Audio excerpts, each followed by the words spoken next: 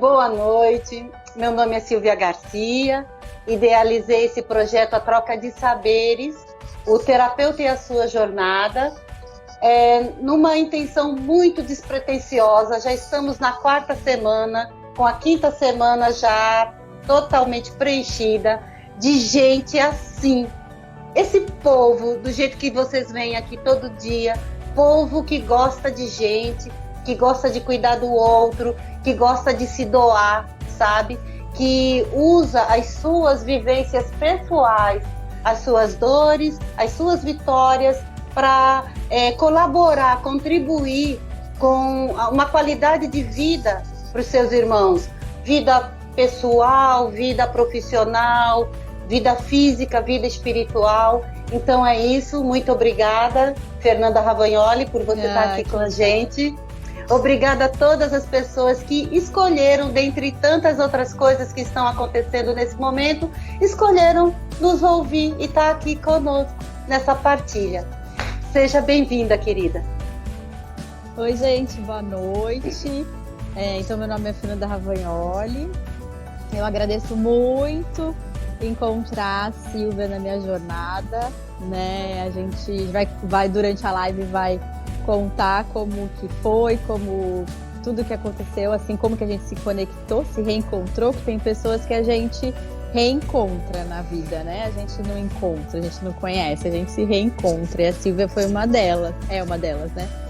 E eu sou arquiteta, paisagista, urbanista, terapeuta e estudando para psicanalista. Né? É isso que eu quero traçar aqui nesses 59 minutos, rapidamente, porque essa nega aí, ela tem muita história, a cara dela não mostra, mas ela tem muita história.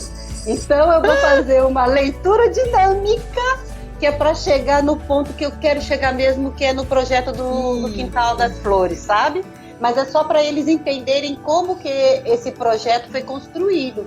Então, a gente precisa passar só um pouquinho da tua história. Aí eu queria saber o seguinte, eu quero começar, Nandinha, dizendo uma coisa. Hoje é dia de 3 orixás.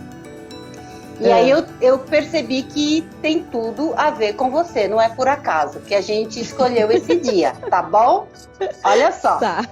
Hoje é dia de Ossain, que é o orixá das plantas. É dia de Logunedé, que é caçador e filho de Oxum e de Oxóssi. E do próprio Oxóssi, que é o rei das matas. Então, só podia ser hoje mesmo, né? Eu estou trazendo aqui Logunedé e Oxóssi. Eu não tenho a cartinha de Ossain. E depois eu vou pedir para você dar uma olhadinha na numerologia, porque essa carta é 14, 4 e 1 dá 5. E essa carta é o próprio número 5. E eu vi que 5 é a tua cara. Você depois faça a sua pesquisa pessoal para saber do 5, tá bom? Tá bom. Então, meu amor, é o seguinte. Eu queria saber se desde criança você tem essa conexão com a natureza. Como é que fluía isso para você? Ai, que bom que você vai fazendo pergunta. Ainda que ela já me conhece, senão eu vou ficar divagando, né? É para dar um pouquinho de rumo nessa prosa. Bom, aí queria só falar um oi pra Cássia, pra minha que de São Paulo, que é as aquarelas, e a Tônia, minha prima lá na Irlanda, tá aqui. Oi. Que lindo, que legal. E eu não sei mais quem eu passei aqui. Mas então, na verdade, eu acho que eu sempre tive conexão com a natureza. Eu nasci em São Paulo, né? O bairro que eu moro, que eu cresci é a Pompeia. Na época não tinha esse monte de prédio, então eu tive uma infância em São Paulo de brincar na rua, né? Só que a minha família inteira mesmo, só meus pais e alguns tios saíram de lá, é de Ribeirão Claro, no Paraná, uma cidade de 10 mil habitantes, no norte do Paraná, na divisa, no Rio Paraná, com o Rio Paranapanema, que divide São Paulo. E toda a minha família cresceu em chácara, em sítio. Então, para mim, sempre foi muito presente. Eu só estudava em São Paulo e passava todas as minhas férias, até os 19 anos. Alguns momentos eu ia para Ubatuba ou para Santa Catarina, que é onde o pessoal do Paraná vai para a praia. Mas foi uma infância muito rural, assim, de estar no canavial, estar no cafezal, estar na horta, as avós sempre plantando, as bisavós, conheci todos os meus bisavós, né? Nossa, que Imigrantes privilégio! Então tinha as benzedeiras que a gente ia, tudo. Então, para mim, eu fugia de São Paulo, na verdade, né? E gostava muito da praia também, sempre gostei muito da praia.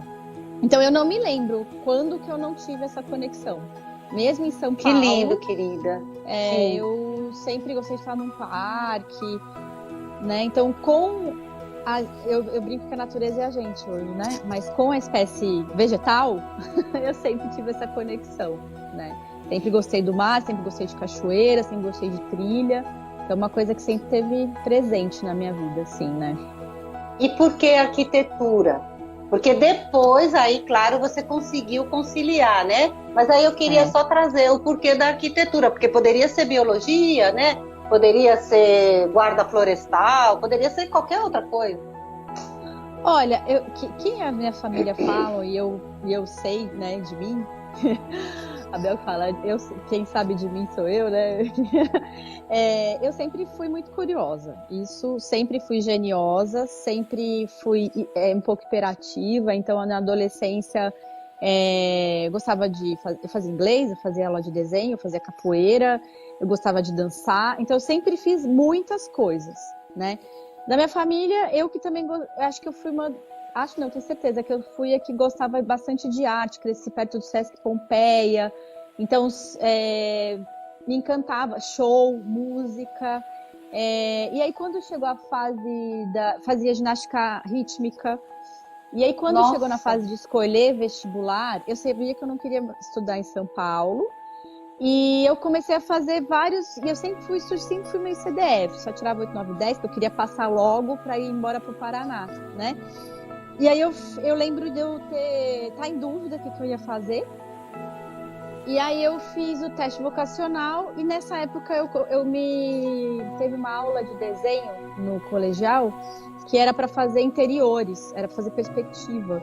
E eu gostei muito daquilo. E aí deu lá no teste vocacional que poderia ser alguma coisa com desenho e também com leis, porque eu era CDF, mas eu sempre brigava pelas justiças, que eu não via alguma coisa na escola, essas coisas. Então eu prestei direito e arquitetura. E aí eu passei em arquitetura. Mas não foi uma coisa assim, desde criança eu quero ser arquitetura. Foi por conta do desenho, de poder projetar o futuro, assim, né? Sou aquariana, né? Então acho que fez sentido. E eu não queria fazer cursinho de jeito nenhum. Então, eu prestei, acho que 12 faculdades na época. E eu passei em Campinas e fui. Foi assim que eu entrei na arquitetura, né? Aí você iniciou o curso lá na Unicamp. Lá você começou a ter... Na PUC de Campinas. Na PUC, na PUC, né? E aí, lá você teve contato com a bioconstrução, com a permacultura. Ali você despertou que poderia conciliar, né? Então, na verdade, acho que eu entrei com 18 anos, né? E eu acho que eu sempre fui bem direcionada pela espiritualidade, assim, né? Porque no primeiro semestre da faculdade, permacultura, que hoje todo mundo fala, não era muito falado. Não, quer dizer, não era nada falado, é uma coisa muito recente, assim, que tá todo mundo falando, né? Então eu entrei em 98 e eu, no primeiro semestre eu tive aula com o Vitor Lotufo, né? Que é um arquiteto, bioconstrutor, super pioneiro no Brasil. E eu já tive de cara contato com bioconstrução. A aula de construção no nosso primeiro semestre já foi bioconstrução. Então, realmente, eu já tive contato com um dos melhores profissionais dessa área, né? Então, foi meio natural. O que hoje, para muita gente, é novidade, eu tive já de cara, assim, com 18 anos. Então, eu nem sei te falar outra referência de arquitetura, porque a gente já tinha um espaço lá na faculdade, que era uma parte de sistemas estruturais, que já tinha geodésicas construídas, paraboloide hiperbólicas, um monte de coisas, protótipos que os alunos faziam, e aí eu já tive contato com isso, né? Só que quando eu saí da faculdade, eu vi que não era tão comum, né? E depois a gente vai falar do futuro. Isso. E a permacultura, de fato, calhou com outra coisa. A minha faculdade organizou o encontro regional de estudantes de arquitetura em Campinas. E o tema naquele momento era a construção da cidade contemporânea. E foi o segundo encontro de arquitetura da Federação Nacional de Estudantes de Arquitetura, de Políticas Estudantis, que fez um movimento de levar estudantes para uma comunidade vulnerável. E a gente foi para Vila Brandina, que era um dos lugares mais perigosos, e a gente, com a comissão organizadora, eram 30 estudantes, a gente levou 2 mil estudantes para a comunidade e começou a fazer experimentos de saneamento ecológico, de bioconstrução. Então, esses mutirões que todo mundo vê hoje, a gente acabou sendo um dos pioneiros estudantes de arquitetura. E eu era bichete, eu nem sabia. Para mim, aquilo lá já era arquitetura. Então, eu tenho que falar que eu sou um pouco privilegiada, eu sou muito grata. Total. Essa experiência, ela já aconteceu no meu primeiro ano de faculdade. Né? E isso já foi norteando você, né, Nanda? Foi, porque o urbanismo também no Brasil era... Bom, direta já, 85, eu entrei em 98. Então, para arquitetura, pensar em projetos de planejamento urbano depois de Brasília, a faculdade todas as faculdades se enfocaram muito em projeto, e aí, depois desse encontro de arquitetura, todos os encontros de arquitetura, em todas as cidades que eles aconteciam, eles faziam atividades nas comunidades. Então, esse olhar para o coletivo aconteceu natural para mim. Não é uma coisa que eu entrei na faculdade, passei, depois, vou fazer no estágio. Inclusive, nunca fiz nenhum estágio. Eu sempre trabalhei com essas coisas. Eu fui diretora da federação. Aí depois eu fui para outra faculdade, né? Porque aí teve o mãe, né? Isso, então aí vamos chegar que eu vou te ajudar, tá bom? Senão você vai enrolar tudo. Aí tá legal. Aí você precisou desse tempo, você interrompeu na PUC a formação para ter o João Gabriel, muitos movimentos dentro desse momento. Gente, eu vou pular um pouquinho, porque se eu entrar nessa parte... Aí a gente acaba com o nosso encontro aqui. Aí, muitos movimentos durante esse momento e retomou o curso no Mackenzie. Aí, eu quero entrar numa parte que para nós aqui, a maioria que está aqui assistindo, nos interessa muito, que a Fernandinha, ela foi promover evento, foi promover banda de rock e veio para Recife. Conta esse pedaço aí pra gente, que é bem divertido. Então, esse fator ser mãe, né, impacta totalmente também, eu acho que na minha vida. Eu voltei a estudar com outros olhos, né, e com outras responsabilidades. E quando a gente organizava esses encontros de arquitetura, os estudantes eles ficavam 1 semana ou 4 dias no lugar. Então a gente organizava palestra, show, tudo. E aí naquele momento eu percebi a minha agilidade para fazer produções de eventos. E aí quando eu volto para o Mackenzie, então eu estudava na PUC, tive meu filho em Santos, nômade, e aí eu volto para São Paulo, no Mackenzie, então de uma fazenda da praia eu volto para estudar no centro de São Paulo. E era meio período, eu consegui bolsa também por ser mãe, e eu precisava trabalhar, precisava complementar a renda. E durante os encontros de arquitetura, eu conheci os meninos do Mestre Ambrósio. Né? Só ele, só Mestre Ambrósio. E aí, o Murilo, e aí eu conheci toda essa galera de Recife, que naquele momento estava chegando para morar, e aonde? Na Pompeia, onde eu cresci, né? E aí eu conheci os meninos do Astronauta, que é uma banda de rock, que moravam lá numa república, o Roger Man, do Bom Sucesso Samba Clube. Aí naquela época tinha o pessoal do Cordel chegando, o pessoal do Nação. E aí eu convivi ali com eles e fazia porque eu gostava que eles eram os meus amigos, assim. E outra que alguns freelas eu fazia, eu tinha uma caminhonete, então eu levava os instrumentos, meu filho ia junto. E foi muito legal, porque no Sesc, foi uma época de uma... eu também tenho uma amiga, Lívia Maria, que hoje está na Áustria, que era produtora do Itaú Cultural. Então foi uma época muito, muito efervescente cultural na minha vida, assim, muito bacana mesmo.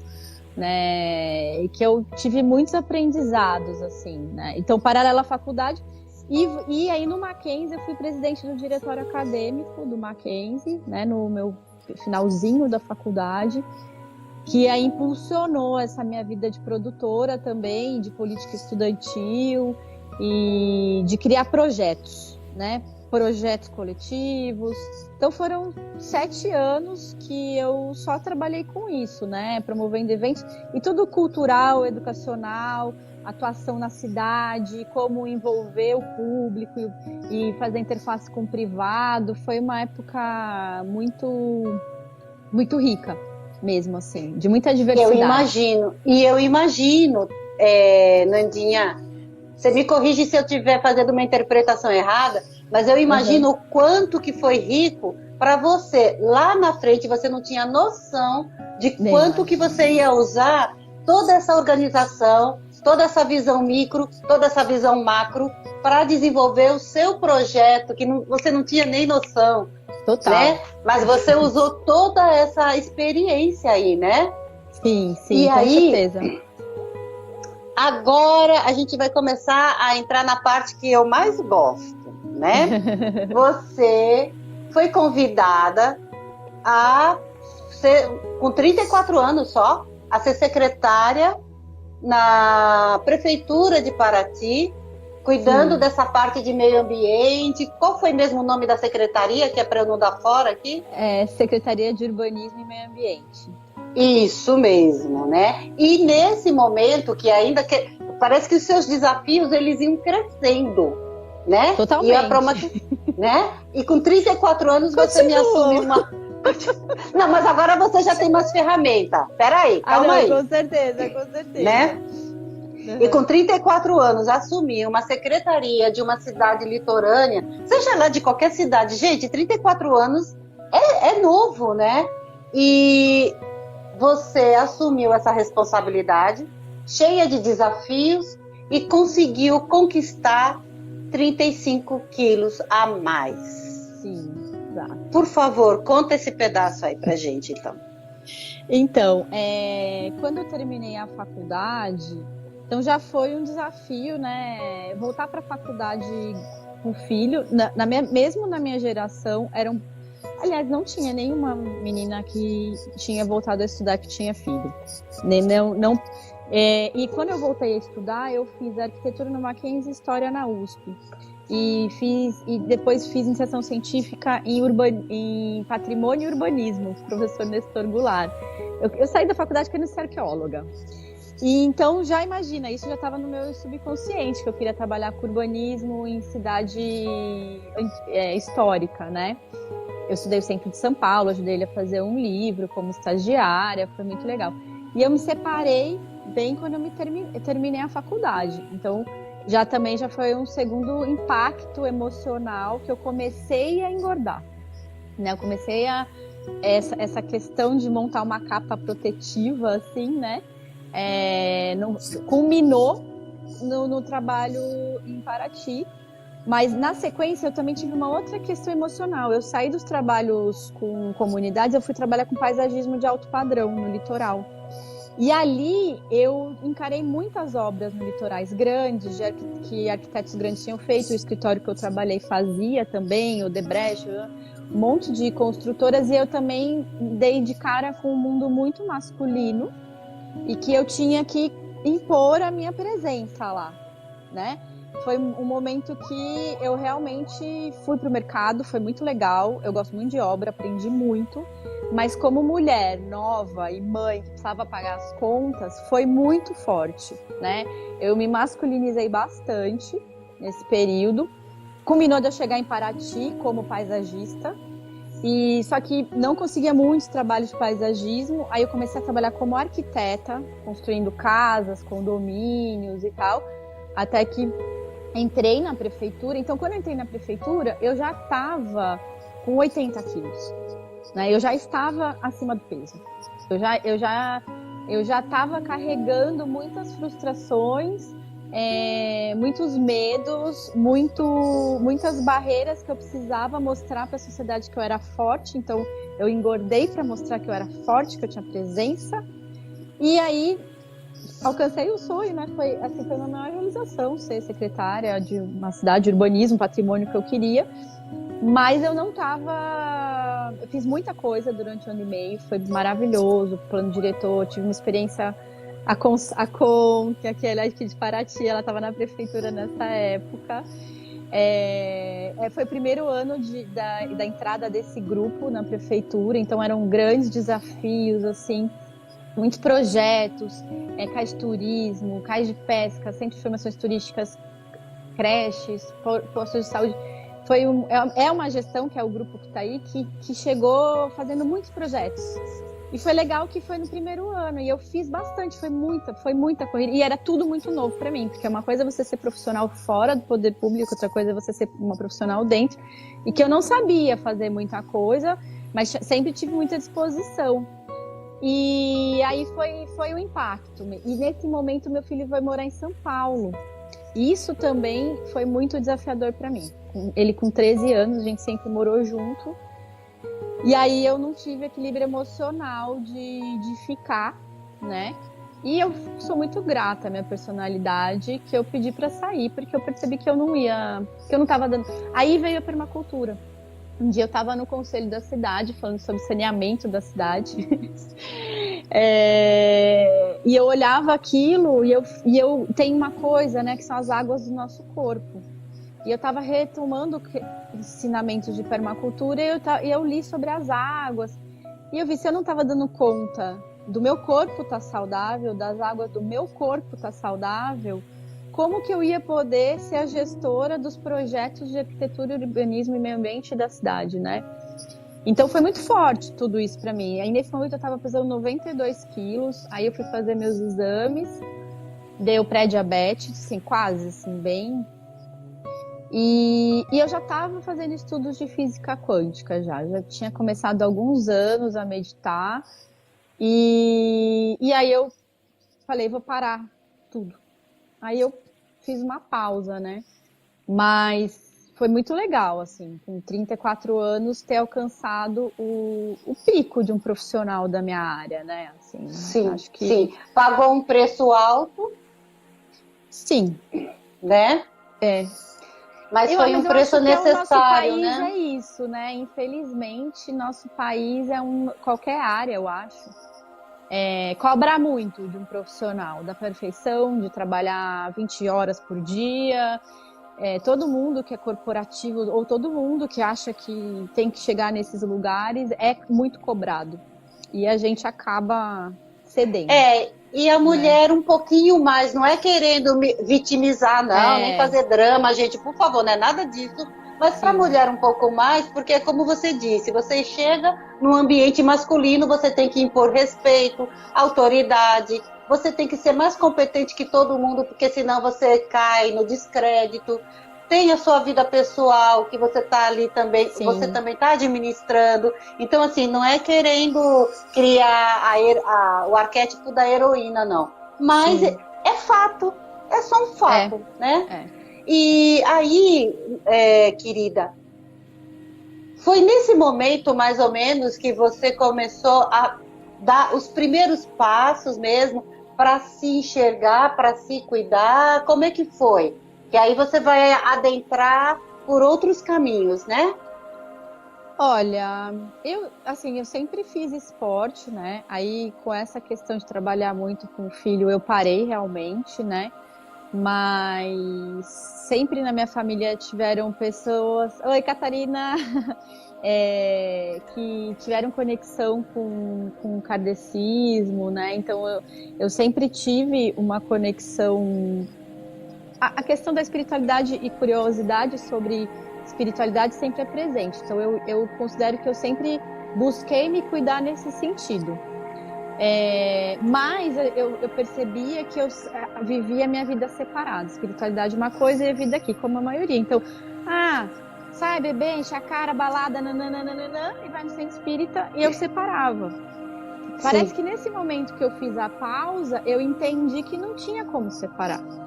E que se eu não cuidasse do meu corpo, que aí a física quântica, os estudos de Cryon, de honrar o corpo, que o corpo é o presente do espírito, o presente que a gente recebe para o espírito estar aqui no planeta. Aí caiu minha ficha, porque eu não conectava isso. Realmente, mesmo na Igreja Católica, você faz toda a bagunça, mas aí depois você reza. Então eu não entendia que era conectado. E eu não sei de verdade qual é o momento que caiu essa ficha. E aí eu entendi que eu tinha que me cuidar pro resto da vida. Tanto que foi em 2014 que eu nunca mais botei uma gota de álcool na minha boca. Assim, voltei a experimentar, mas não consigo mais. E voltei a realmente cuidar do meu corpo, né? Quando veio a pré-diabetes, o meu médico homeopata falou assim pra mim, que eu era muito nova e que a diabetes era uma doença que matava devagar, né? E que eu não ia conseguir ver meu filho crescer. E esse era meu médico então, me tratava com homeopatia, com antroposofia desde os 5 anos. Foi esse médico que falou isso, que falou que se eu não resolvesse não me cuidar, ele não precisava mais procurar ele. E aí Nossa. Foi um choque. Eu tenho que agradecer o Dr. Cáter, porque realmente, né, a gente brinca muito com a saúde, né? A gente come muito mal e tal. E aí eu tenho que falar que eu fazia muito errado mesmo, né? Ansiedade, né? Sim, o emocional dessa questão alimentar era ansiedade, sempre dando conta, e a comida sendo a válvula de escape emocional. E aí eu caiu minha ficha nesse momento. E aí o que eu achei legal é que quando caiu essa ficha, que você entendeu que precisava integrar, você continuou integrando tudo, porque desde então, pelo que eu comecei a observar, porque eu tô próxima dessa data aí, né? Uhum, que a gente se conheceu. Então, tudo para você era integrado, né? Até o projeto que você foi desenvolver depois, do Quintal das Flores, do urbanismo interno, tudo se tornou integrado, porque realmente você entendeu como é que as coisas funcionam, né? De maneira holística. O que é o holístico de verdade, né?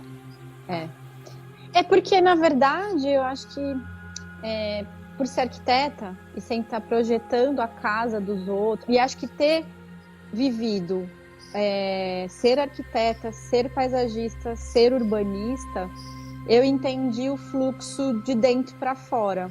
Porque eu comecei a atuar como arquiteta de fora para dentro, criando eventos, criando paisagem, criando áreas externas, e depois eu fui criar a casa das pessoas, né? E aí eu entendi que a casa, a nossa casa, o nosso lar é a casa do nosso corpo, e o nosso corpo é a casa do nosso espírito. E aí que fez total a diferença. Que no ensino de arquitetura, como é totalmente separado isso, né? A gente às vezes vai projetar, às vezes, na maioria das vezes você projeta a casa dos outros, você esquece de pensar como que aquela pessoa que te procurou emocionalmente ela tá. E aí eu comecei a ver que eu estava fazendo até a ação da minha profissão completamente errada. É por isso, inclusive, que eu não tinha consciência do meu campo energético, de quanto que eu abria, e também você entra na intimidade da outra pessoa, você acaba pegando para você coisas que não são suas para resolver, né? E aí, acho que o primeiro ano da pausa Hoje estudando psicanálise, ele estava onubilado. Ele estava uma vida toda emaranhada. Eu não me entendia, eu me sentia impotente como arquiteta, quando eu não conseguia resolver algumas coisas da cidade. E aí, quando eu emagreci, quando eu fui, né, fazer... Aí, quando eu conheci a bioenergética, na verdade, através do trabalho do Osho, quando eu entendi o Reich, Alexander Lowen, né, aí que o meu corpo começou a vibrar, e aí eu comecei a soltar as amarras, a soltar os meus traumas, as couraças. As couraças. Aí que caiu a ficha, agora é mais fácil, né? Agora sim, mas naquele momento começou a falar, estava equivocado a minha atuação no mundo, né? Então, preciso reorganizar isso, essa história, né? Esse storytelling. Vamos lá. Vamos começar do começo. Vamos pensar, né? Acho que o insight de eu ter pensado nas minhas águas foi um brilho, assim, cara, Foi. acorda, garota. Total. Não, acorda, garota foi quando eu fiquei grávida, né?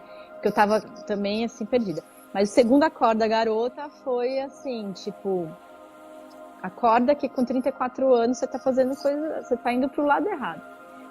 E aí, quando a gente começou a se formar, né, com massagem e tudo, que eu comecei a realmente sentir meu corpo. Acho que sentir o corpo. Eu não sentia meu corpo, eu não sentia mais nada, né? Você chega a um ponto que você nem chora, né? E o tratamento de bioenergética, que é o que eu sigo hoje, né, na psicanálise, chorar, soltar, reconhecer seus traumas, né, olhar para isso, mesmo que doa, foi abertura para conseguir reorganizar a vida, né? Para me enxergar de novo, né? Aí a gente vai começar a entrar num campo que eu queria saber de você, meu amor, quais foram as primeiras descobertas da Fernanda ao adentrar-se no autoconhecimento, como é que ela foi se percebendo, aonde que ela estava sendo over, aonde que ela estava se excedendo, não estava se respeitando, sabe? Os primeiros, assim, né? Havia muita rebeldia também da sua parte, muito choque, né? E aí, conta assim um pouquinho pra gente, porque é pra gente trazer para as pessoas que estão nos assistindo o quanto que as terapias, o autoconhecimento pode colaborar com a nossa qualidade de vida, sabe? Uhum. Não é só papo cabeça, papo de bicho grilo. Ou não, zen, é uma né? coisa. É muito zen. Não, Minha sei não. Colocar fogo no parquinho agora, então. Eu tiro porrada de bomba da espiritualidade. Isso aí, simbora. Na verdade, eu comecei a perceber que a gente é criado numa sociedade muito reativa, né? É uma sociedade que é criado na luta. Para você ser feliz, para você ter dinheiro, você tem que lutar, você tem que brigar. E é nesse contexto que eu cresci. Em São Paulo ainda, né? Então, eu não estava acostumada a ouvir uma pessoa terminar de falar, eu escutar e eu voltar. A pessoa já estava falando, já estava rebatendo, né? A rebeldia, eu acho que continua, né? A rebeldia é uma questão, assim, que ela faz parte um pouquinho da minha personalidade até. Assim, ou é o que eu vim fazer no mundo. Eu vim construir um mundo novo, então tem um quê de rebeldia aí que eu acho que faz parte. Tem o lado ruim da rebeldia, eu acho que é contestar tudo toda hora, tudo sempre, né? E quando agora eu me sinto mais alinhada com o meu propósito, sabendo mais ou menos onde eu tô indo, é uma rebeldia de eu não quero mais ser reativa no mundo reativo. Isso não deixa de ser uma rebeldia, um ato de rebeldia. Porque no mundo ainda onde todo mundo quer brigar, e vou fazer isso, vou fazer aquilo, eu hoje tô num outro lugar, assim. Eu executo as minhas coisas, eu materializo as minhas coisas, mas não quero mais no grito. Eu acho que era uma das minhas características mais fortes. Eu ainda lógico, eu ainda perco meu controle em alguns momentos e falo alto e grito e sou muito forte e até eu tenho medo de mim. Fato, né? Mas era constante. E eu não tinha noção. Acho que é isso, não tinha noção. Sim. A pessoa, quando ela tá em desequilíbrio, ela não tem noção, eu não tinha noção de que eu era o tempo todo assim. Você não tem noção. E outra, né, Nandinha, eu acho também que a gente não tem, no desequilíbrio, a gente também não tem uma visão clara das coisas, a gente também não tem humildade para saber que a gente não estava certo. Agora, a gente, quando reage, a gente reage assim, a dona da razão. Sim, a gente acha que... E nem sei se tem como ter humildade nessa hora que você tá tão reativo, porque você tá tão fora, não tem, você tá tão... você nem sabe o que são as outras coisas que você tem que fazer, você só tá naquele impulso, né, que é a energia da raiva, né? Sim. E a energia da raiva, a gente cresceu acreditando que ela é ruim, que a energia da tristeza é ruim, né? E é uma energia muito boa quando você sabe direcionar, né? Total. E aí você ia se perdendo. Então eu acho que e essa energia da raiva eu vejo que tem muito, também teve uma questão de ser mãe nova e não se aceita e sempre ser julgada. Então todo tempo estão julgando, então todo tempo você está se desculpando, você está reagindo, você está ouvindo coisas que você não quer ouvir. Aí você também vai trabalhar num meio hostil masculino, que é sempre competitividade, então você sempre está se defendendo. E até assim, a maioria das pessoas, tanto homens e mulheres, que tem o masculino mais ativo, distorcido, vive na agressividade, né? Sim. Porque nessa energia do masculino também saudável, ela é ativa, ela realiza, né? E a mulher, ela pode ser assim, né? A gente tem os dois, né? O homem e a mulher. Mas essa agressividade distorcida sempre destrói, né? Constrói e destrói. Porque constrói na coisa positiva e destrói no negativo. Então você nunca sai desse lugar, né? E eu acho que tinha bastante da dualidade, isso, né? E, querida, aí eu queria falar um pouco pro povo sobre os nossos retiros de Osho, que foi lá onde a gente se conheceu. Eu quero colocar aqui publicamente que eu sou muito grata a Fernandinha, porque em um dos nossos retiros eu levei um tombo na escada e que já fazia parte do meu processo, que eu também ali estava expurgando muita coisa, né? Então eu atraí um tombo na escada que quase quebra a minha costela flutuante. Criou um inchaço na hora, uma dor que eu não conseguia respirar, e essa mana me acudiu imediatamente. Me ajudou, me conduziu na respiração, me conduziu na massagem. Se não fosse ela, eu acho que eu teria interrompido o retiro e teria voltado, porque sem respirar, como é que a gente vai continuar, né? Então, essa gratidão, assim, eu sou grata também por ter ouvido você falar nesse projeto do paisagismo interno. Foi lá no retiro que você falou da semente desse projeto. Então, assim, eu carrego essa gratidão comigo, sabe? De ter ouvido isso nascer de você.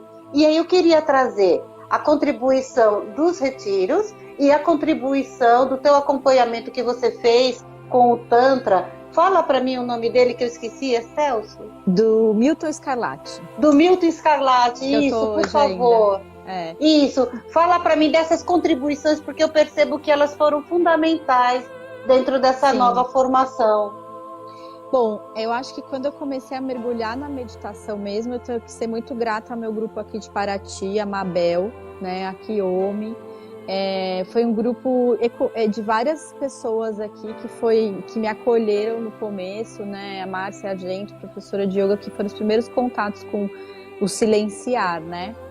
E logo depois eu conheci a Isabel Cristina de Uoto, que tem a Covila Florescer em Santa Catarina, em Urubici, né?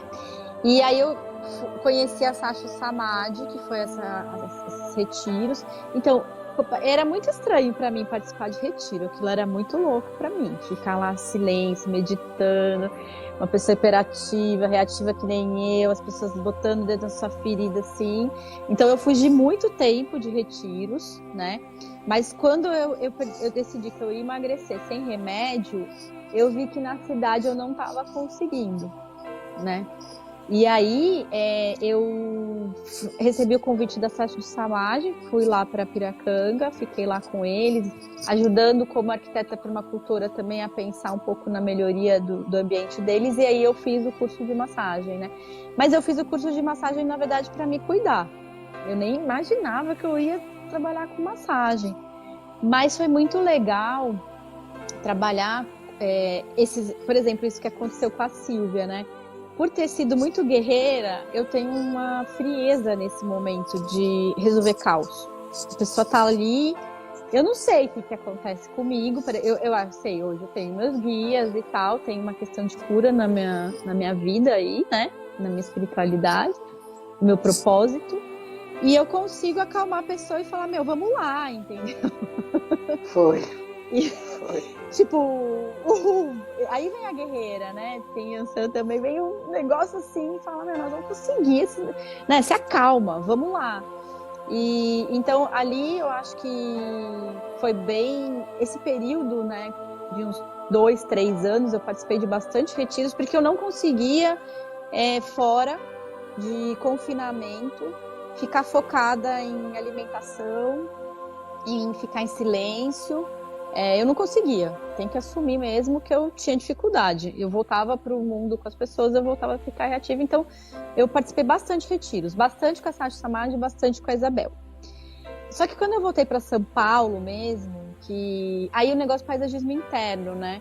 Que é o de dentro para fora. Eu comecei a ver as pessoas, quando eu estava fazendo massagem, como um jardim. Que as emoções daquela pessoa, eu tinha que fazer podas e elas podiam, não precisa jogar fora, porque nem tem como jogar fora, e retornar, se perdoar e usar situações negativas que eu estava fazendo comigo para ser uma coisa positiva, entender o crescimento. E aí que surgiu o conceito do paisagismo interno, acho que foi no terceiro módulo, no segundo módulo aí do curso, que caiu essa ficha. E aí que começou os insights de voltar para a arquitetura, que até naquele momento eu nem falava que eu era arquiteta, eu estava completamente negando a minha profissão, né?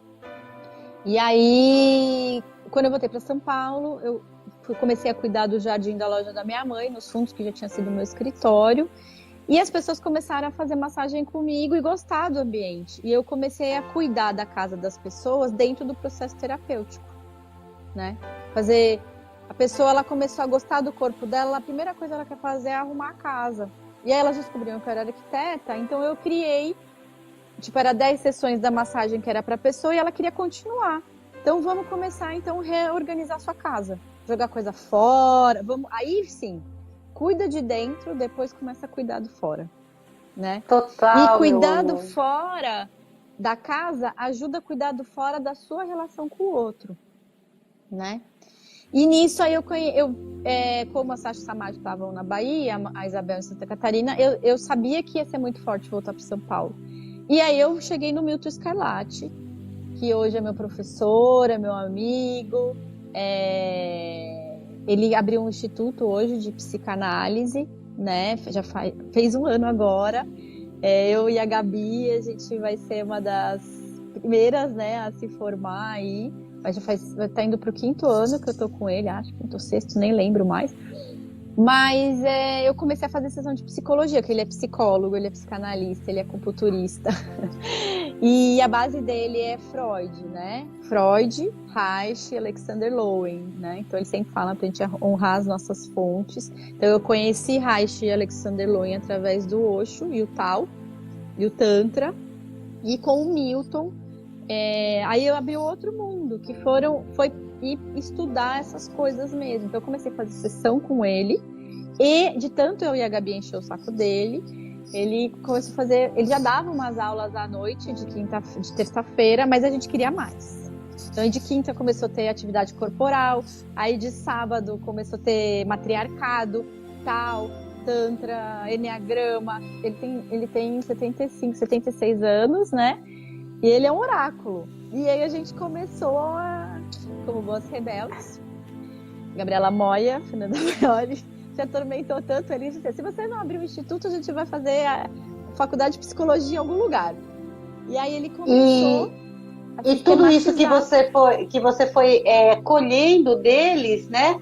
Você canalizou para esse projeto, o Quintal das Flores. Agora a gente vai entrar. Agora eu quero falar da importância desse projeto e dessa visão que você desenvolveu diante de toda a sua trajetória. O Quintal das Flores, o paisagismo interno, ele é um resultado da tua jornada. Não que tenha acabado, mas assim, é muito inovador e ele é muito humano, sabe?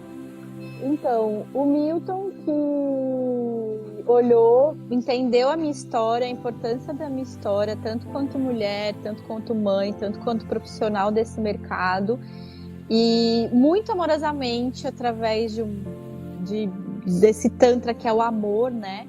Que é o despertar do coração amoroso, é praticar os 4 fundamentos, que é bom pensamento, boa alimentação, bom descanso, bom movimento. Os princípios do Tao, que é simplicidade, compaixão e paciência.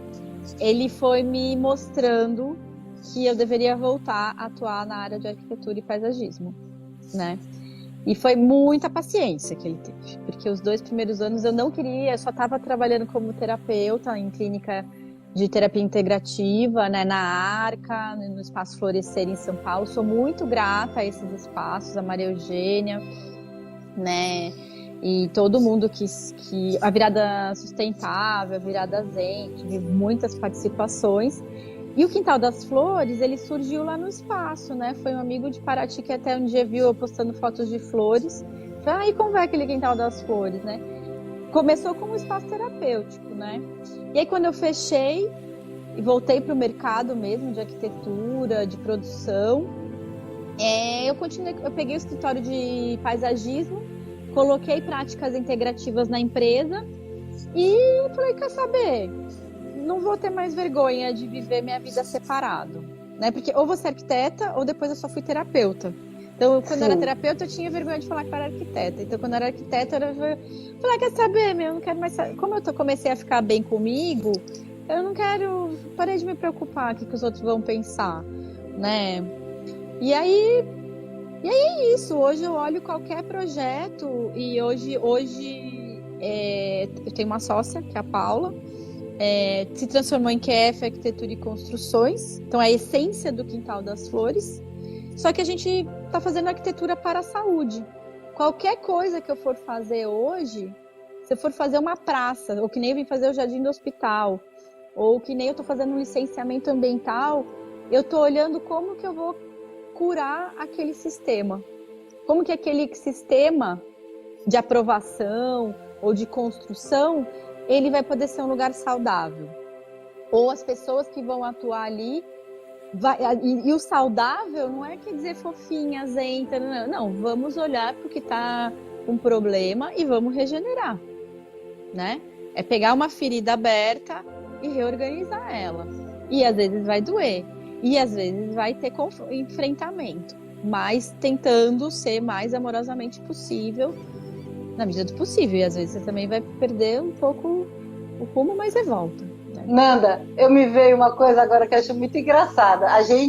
Eu uso esse termo, que eu sou terapeuta integrativa. Mas, gente, eu integro terapia com terapia. Agora, você integra terapia com arquitetura. Quer dizer, isso eu acho que o terapeuta integrativo tinha que ser assim. Uma coisa bem nada a ver com outra nada a ver, sabe? Porque isso é que é realmente integrar. Porque integrar reiki com aromaterapia... Vamos combinar que eu estou falando da mesma coisa, né? Agora, você está integrando uma coisa que, a princípio, não teria nada a ver, mas se a gente pensar bem, tem tudo a ver. Porque a casa onde eu moro, ela é uma extensão de mim. Exato. Então, você está, por exemplo, você está cuidando de mim para a gente poder criar junto uma casa que seja harmoniosa e que me traga saúde, que me traga bem-estar, né? Então, se eu tô confusa da minha cabeça, eu vou criar uma casa confusa, então minha vida Sim. toda vai ser confusa. Então, assim, Exatamente. tem tudo a ver, né, Nanda? Não era para ser separado. Não, e na verdade não era, tá? Então uma das culturas mais antigas que a gente tem viva ainda é a cultura chinesa, né? Tudo bem que eles também não estão praticando muito o que fazia lá no tempo, assim, uns 500 mil anos atrás. Mas o Feng Shui, né? O Feng Shui e na Índia tem o Vastu Shastro. Eles nunca, mesmo os castelos, eles sempre procuravam respeitar. Eles tinham já uma gama de estudos sobre radiestesia, sobre uma coisa científica, não é uma coisa... É que a radiestesia, a geobiologia virou uma coisa holística que sofre um preconceito. Mas na época dos impérios chineses, era tudo guiado por isso. Né? Os lugares que as cidades eram escolhidos, eles eram analisados, onde era o vento, onde era a água. Não é uma coisa agora que você tem que ver, permacultura. A permacultura conseguiu na década de 70 sistematizar de uma forma ocidental, mas na cultura oriental já era assim. Então teve um período da humanidade que isso era extremamente importante e científico, entendeu? E a gente perdeu, ficou uma coisa totalmente racional, né? Tem muito preconceito ainda. Eu tinha preconceito com Feng Shui, imagina, não sei o que lá, né? Não é arquitetura. Até paisagismo para arquiteto não é arquitetura, sabe? Pensar nas plantinhas, que isso é arquitetura, né? Isso também. Quanta resistência que a gente... Preconceito com o que é belo, com o que é simples, né? As pessoas têm um ego que... Como é que é? Contamina, né? Não deixa a gente chegar no coração. Porque esse preconceito não deixa você chegar no coração das coisas. Exato. Né? E tem que ter disciplina, sabe? Eu acho que a liberdade, ela vem com a disciplina. E em algum momento, provavelmente no desenvolvimento da industrial, que as coisas começaram a ficar mais aceleradas e a questão do lucro ficou maior, as pessoas foram se distanciando da sua essência, se perdeu, né? E eu acho que a gente vive um momento que a humanidade está perdida porque perdeu o centro. Perdeu o centro de quem é, perdeu o centro de como ocupar as cidades, perdeu o centro de como construir sua casa, né? É uma coisa mais para os outros verem, não é para você, né? Sim. Quer ver referência, quer ir na Casa Cor, quer ir não sei aonde, quer ver como que vai mostrar para visita, como vai ficar mais bonito, e sendo que às vezes ela nem tá se sentindo bem dentro da própria casa, sabe? Não tá se sentindo bem dentro do seu próprio escritório, né? E não tá se sentindo bem na cidade, porque não tem coordenação, né? As cidades, elas não têm coordenação na construção. E aí cresce-se uma pandemia emocional que já estava num campo físico e vem para doenças. Eu acho que dessa integração toda, e desde que eu consegui, faz uns 5 anos, eu só faço medicina preventiva, né? Praticamente eu não fico mais doente, assim. Praticamente não fiquei mais doente. Eu não lembro a última vez que eu fiquei resfriada, né? É muito louco isso. É muito louco e é muito natural. E porque assim, todo mundo fala, ficou neurótica, ficou chata com a saúde. Não, eu fiquei disciplinada. Mesmo assim, nem tanto, porque a alimentação, quando eu voltei para a arquitetura agora, está difícil de novo. Mas eu já sei o caminho, essa é a diferença. E o que eu acho legal... se conhece. E o que eu acho legal é que uma vez você comentou comigo, eu não sei se você comentou comigo ou se eu vi no seu Instagram, acho que eu vi no seu Instagram, seu pai te acompanhando no Ceasa, para comprar também comidinha saudável. Na zona cerealista. Isso! Aí eu fiquei super feliz, porque olha a gente, de alguma maneira, né, dando um empurrãozinho, né, e contagiando, né, o nosso ambiente. E uma coisa que eu vejo de uma pessoa que foi rebelde, bem rebelde e reativa, é que eu nunca ia escutar alguém que ficou me confrontando e falando de um jeito que eu não ia escutar. Eu comecei a realmente, com o Milton, ele começou a falar coisas comigo para muita paciência que eu comecei, e ele é um exemplo, né?